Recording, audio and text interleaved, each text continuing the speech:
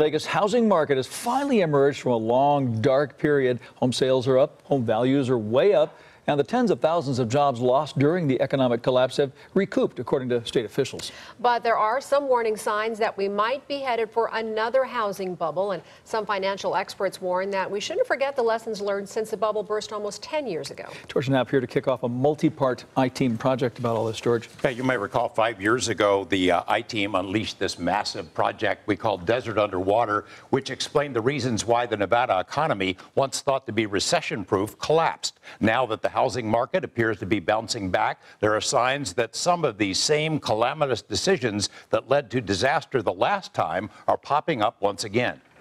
I'm here for an immediate eviction. Eviction? Yes. Remember scenes like this one? Constables ordering people to get out of their homes? Need to get a few things together, what you need. Okay. And go where? That's the problem. I don't know where to go. For a period, there were 300 foreclosure evictions per day in Clark County, 130,000 in a 4-year period. Las Vegas led the nation in ways no one could have imagined. We're first in the nation in notice of defaults, first in foreclosures, first in bankruptcies, first in unemployment. The human cost was staggering. Beatrice Cortinas and her husband moved from their home of many years into a tent in their backyard. They fought the bank, but now, 5 years later, they've finally conceded defeat. Real bad because I worked all my life for this house, and then now he's gone. It's been very hard. It's been very hard.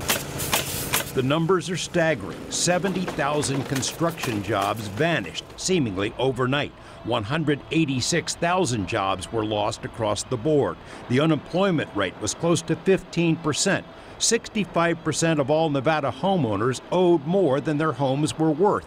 The foreclosure rate in Nevada was 5 times the national average. Banks failed. Huge projects were canceled. Personal bankruptcies soared. Some just walked away from their homes. Others trashed them to punish the banks. Entire neighborhoods became foreclosure ghettos. Squatters and criminals moved into vacant homes, and many are still living there.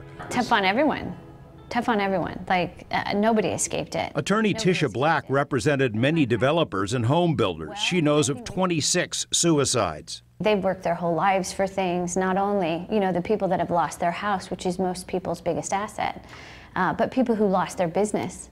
People were decimated. It was $11 trillion in household wealth was wiped out during the course of the financial crisis. Former Wall Street analyst Heather Murrin served on the Presidential Commission which investigated the crisis. She thinks that reforms since then make it tougher for something of that magnitude to happen again, but says smaller regional bubbles could grow, then burst, and Las Vegas is showing some signs. We're starting to see it now. I mean, certainly housing prices have risen. The demand for housing has escalated to levels that haven't been seen since 2005 or thereabouts. Land prices are rising. Home values shot up more than 7% last year. Construction jobs are growing steadily, even though Tisha Black notes we still have not seen the full brunt of the previous collapse. In the last 6 months, I'm getting some new cases on short sales and loan modifications, and we're still top 5 consistently in foreclosures. I mean, I think we are still a full quarter of our inventory has not dealt with being underwater. So there's still more coming. Oh, yeah. Yeah. There was plenty of blame to go around. Federal regulators have failed to do their jobs, investors and homeowners looking to get rich quick. But the fingerprints of Wall Street banks were all over this crisis. Bankers paid tens of billions in fines. But despite engineering the largest theft in human history, none of them went to prison. So would bankers do it again if they could? We'll have that part of the story tonight at 6.